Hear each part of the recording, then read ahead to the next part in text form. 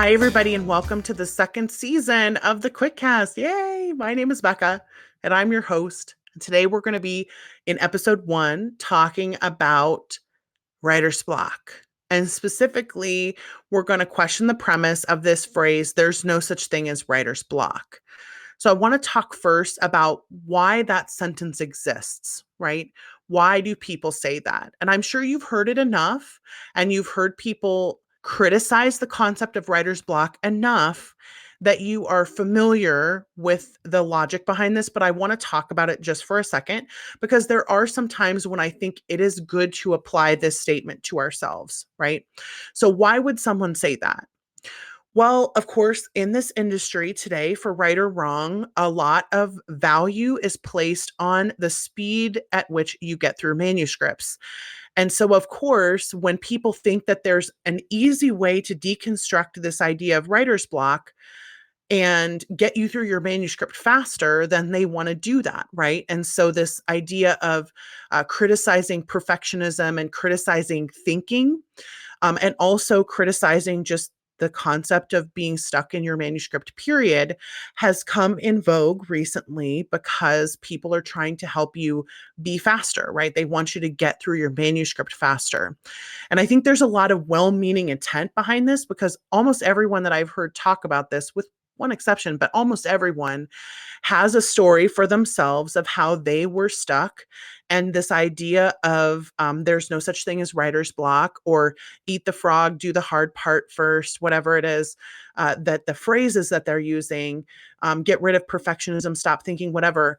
Everyone has a story when they're telling this about how it helped them get past something. It helped them to think of it this way. And so I want to be really conscious of saying there definitely are people for whom this idea of writer's block is not as accurate as it is for other people, right?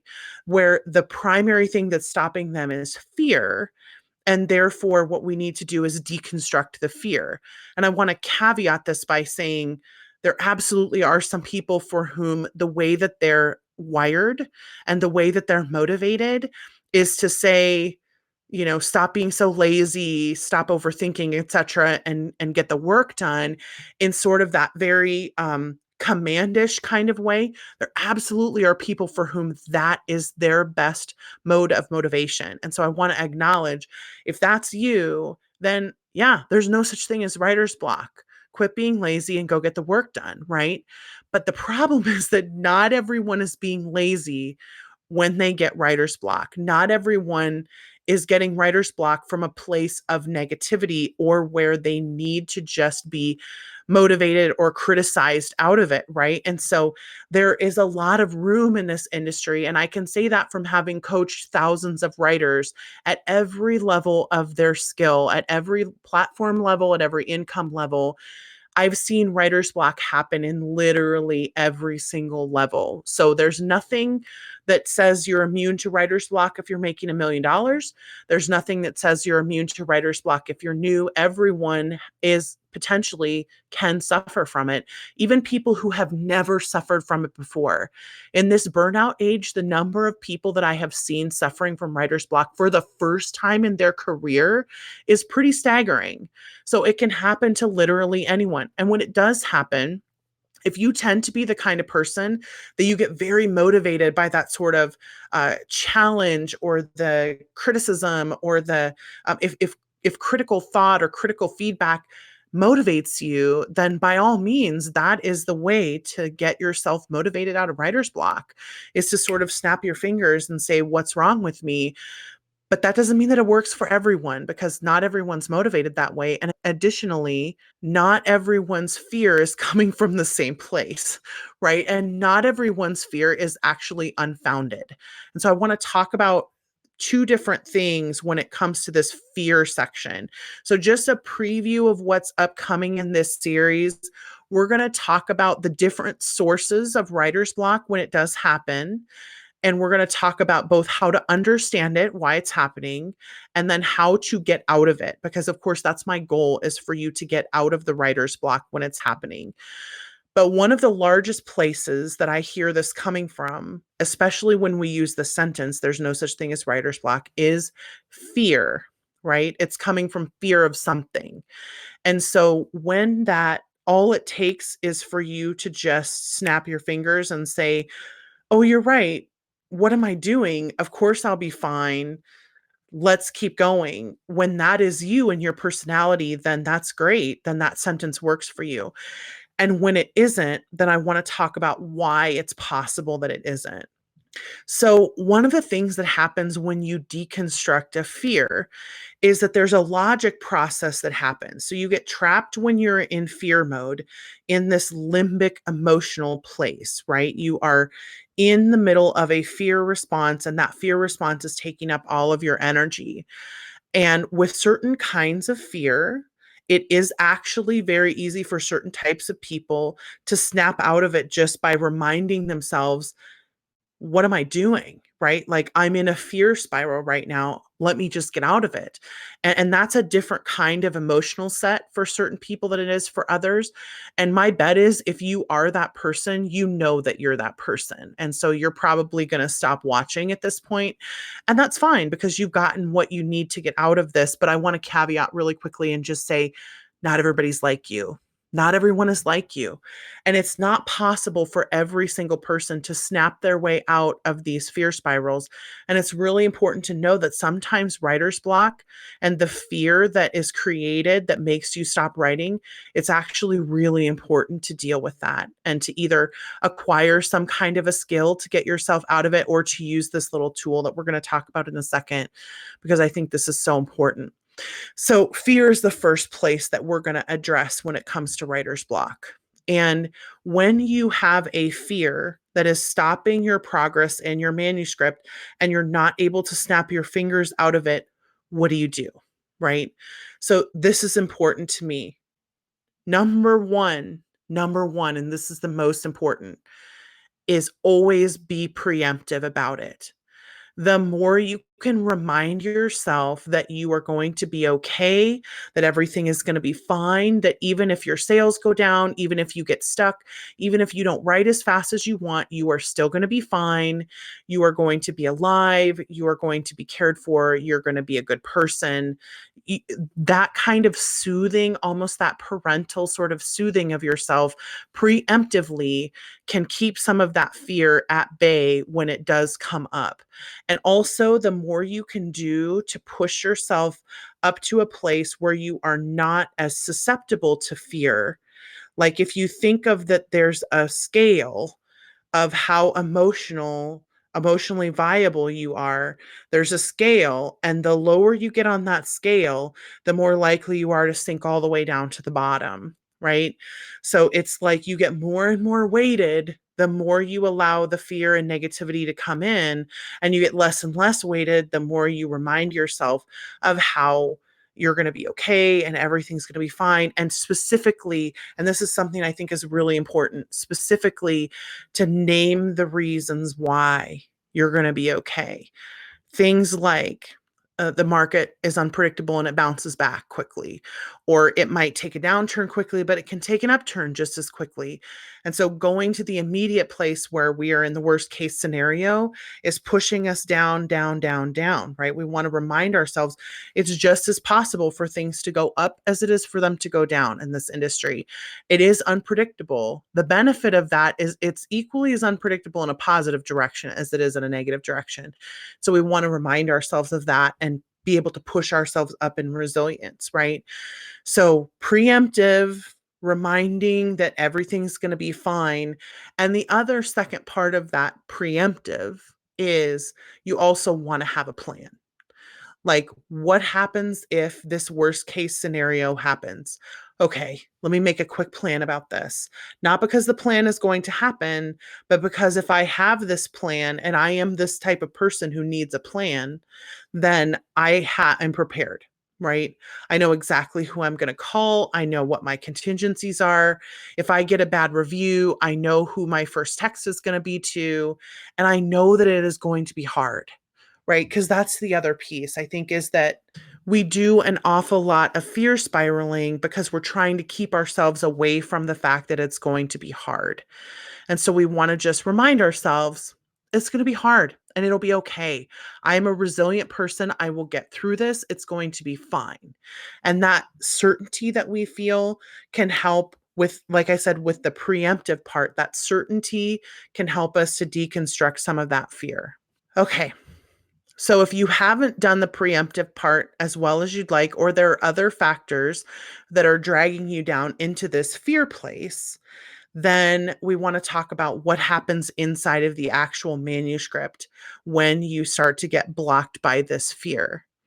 So, some of it is you always just want to question the premise of every thought that comes up when you get into that fear spiral.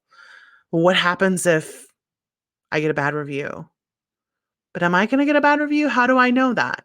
Right? Like that, just that moment sometimes of questioning the premise can be enough of a reminder to engage your logic center that it keeps the limbic away, right? It kind of keeps that limbic brain away if you can keep thinking logically about the way that things are going to happen. Do I usually get bad reviews? Is this something that happens to me a lot? What's happened before when I've had bad reviews? Have I been able to survive those? Am I still writing? Am I still publishing? How has that gone? What about other people who get bad reviews? Like, how do they handle it? And if you talk to anybody who's published widely and longly and had bad reviews before, you'll often hear them say, in fact, I would be shocked if you wouldn't hear them say, if they've really sold widely, that they have bad reviews and also like them. Like, I actually celebrate when I get bad reviews on things just because I know that that says something about the book. It says that either people are having a very big response to it, or it says that enough people are reading it that I'm starting to see people who aren't in my audience who read it. Like, there are all kinds of other reasons why bad reviews could be happening other than that it says something about who you are as a person, right? So we just want to always be engaging that question, the premise, and then the how has this happened before? How have I dealt with this? Instead of allowing the rhetorical questions to take over, right? Like we always say around here, no rhetorical questions allowed. That always helps with the fear spirals to just not get into the rhetorical questions at all. So, if you're not able to do the preemptive part and the question, the premise part has not worked, and you find yourself leaving the manuscript and being distracted. So, we're going to talk about this a little more later when fear is not the problem, right? That's going to be our subsequent episodes, is the when fear is not the problem part. But when fear is still the problem and you found that you've left the manuscript, then we may have to kick into a little bit more aggressive of a plan, right? If you are genuinely, of course, if you are genuinely struggling with either depression, burnout, or some kind of diagnosed disordered thinking, you always want to default to what your therapist or psychiatrist has told you about how to handle this, right? The other piece that I think is really important is that some of us could really benefit from doing something like a cognitive behavioral therapy, or CBT, DBT, or EBT are the three that I know of that are all skills based emotional regulation skill sets, right? Like behavioral programs. And I think these programs are so important because they teach us the skills for how to soothe ourselves. And if any of you are interested in those, I'm going to put some links in the show notes. I think it's always really important to go to therapeutic level skills based training because the people who are there are certified and licensed and they are there to help you be at your best. And I think that's really important. But when the first two options, the preemptive part and the question, the premise part, are not working, then we often have to go to a deeper level. And honestly, sometimes the best option, if your skills aren't working, is to walk away.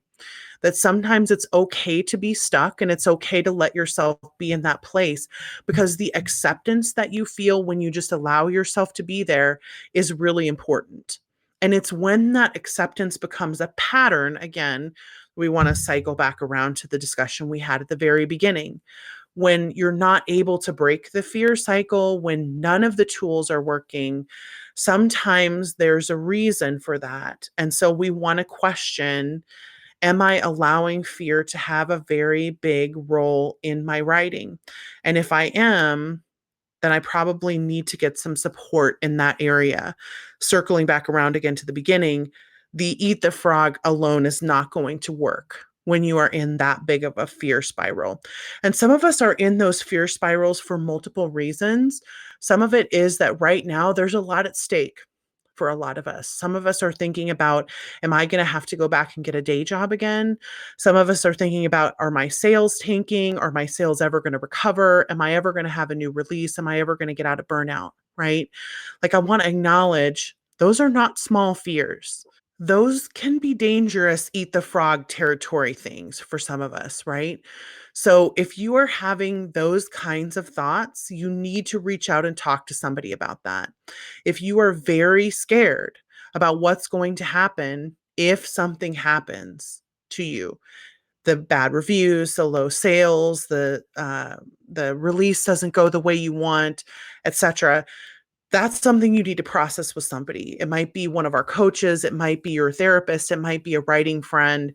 I would encourage for you to talk to somebody who's high in empathy, who's high in individualization, who can help you really work through what's going on there, because those things are not small fears.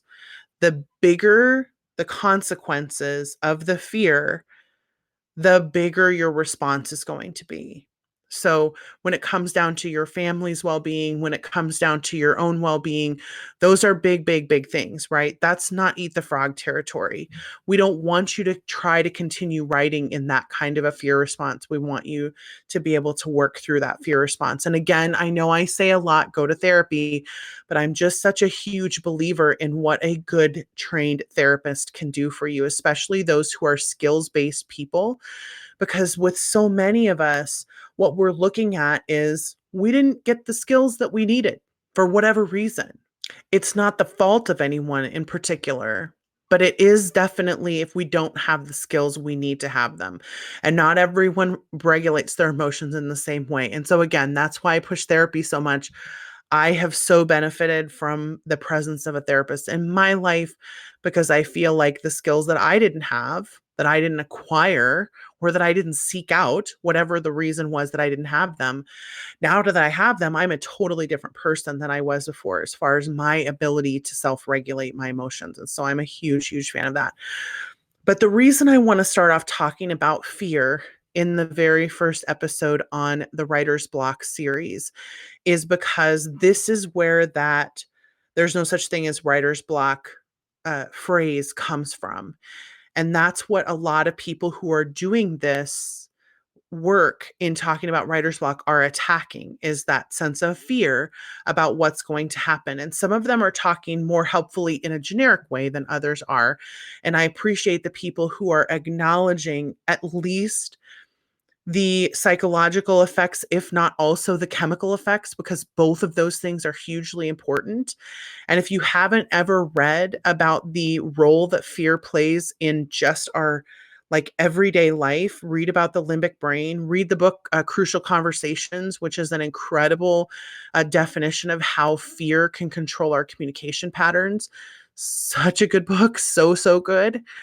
But it's important to understand how we respond in those moments so that we can know whether what we're feeling is that little fear that it's okay to just work through, or is it a fear that is a little bit bigger that we need a bigger tool or a bigger toolkit to be able to help us process that, right?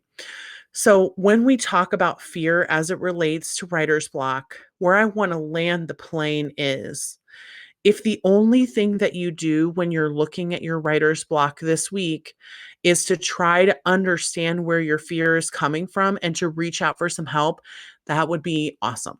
That would be so awesome.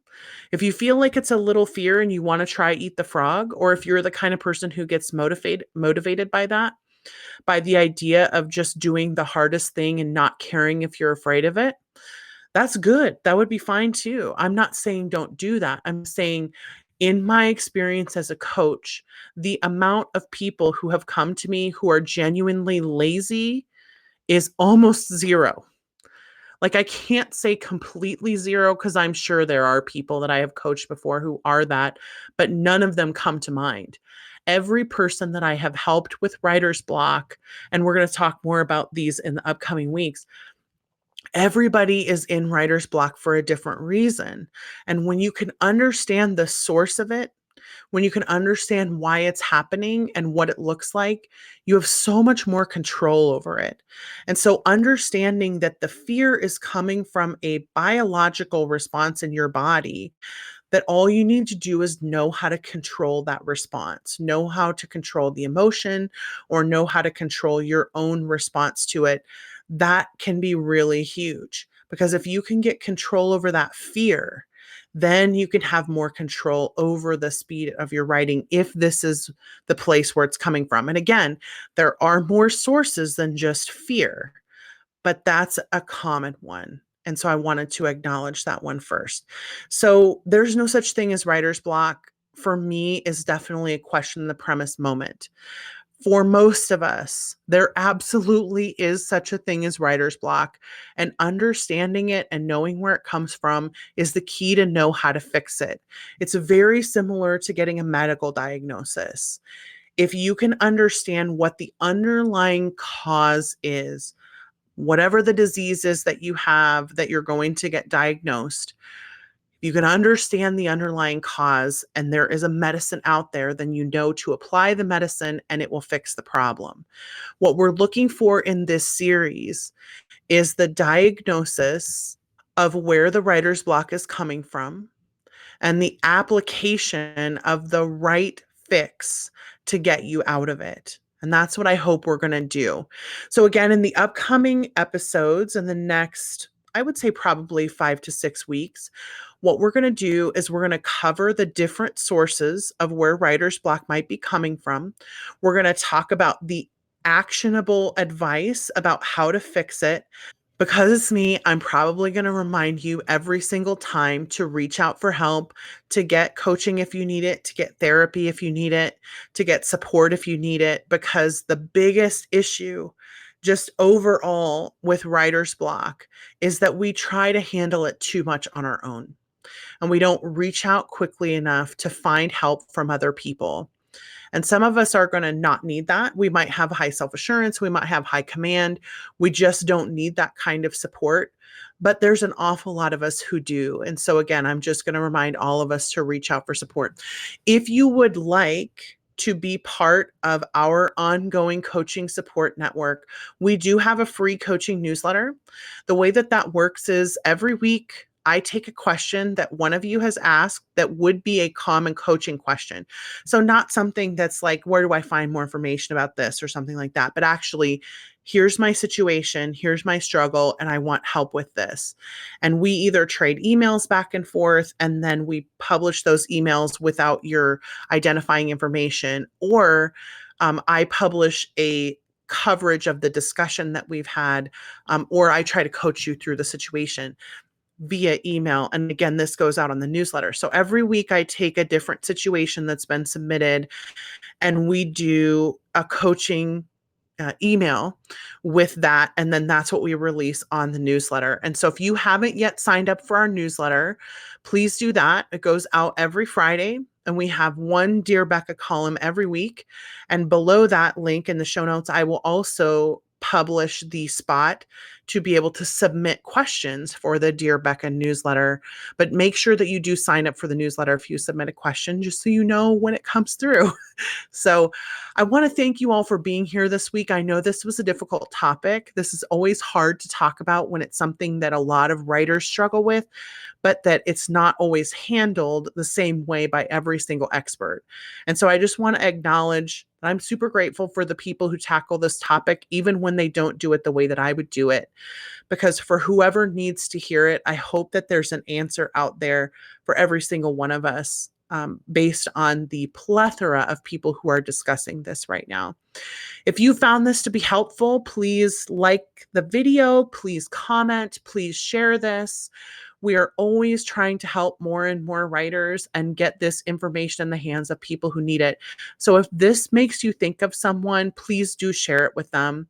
And I'm really excited about where we're headed from here. And so I hope you'll tune in next week to hear about the second source. So if fear was the first source of writer's block, then you're going to hear about the second source next week. So I hope you'll tune in, and we'll see you in the next podcast. Bye.